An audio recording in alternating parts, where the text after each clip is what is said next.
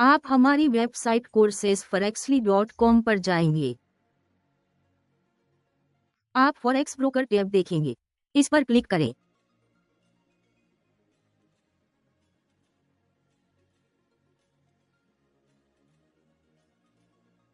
फिर आपको बेहतरीन कम असपरेट ब्रोकर्स नजर आएंगे।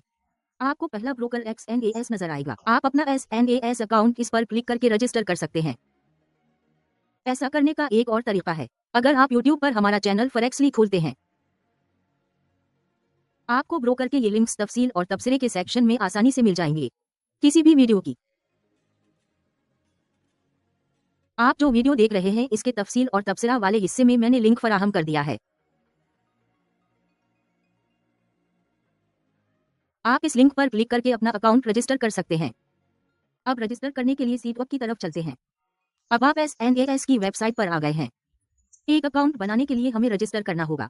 दाएं जानिब ऊपर कोने में आपको रजिस्टर नजर आएगा। इसे खोलने के लिए इस पर क्लिक करें। अब उस सफ़ा पर हम अपने मुल्क का नाम मुंतखब करेंगे।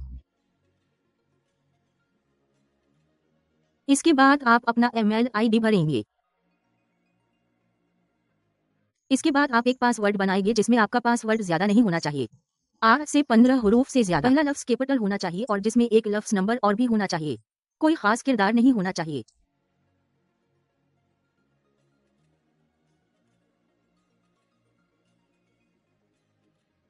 एक तस्दीकी कोड आपके ईमेल ID पर भेजेगा जिसे आपको कोड में दर्ज करना होगा।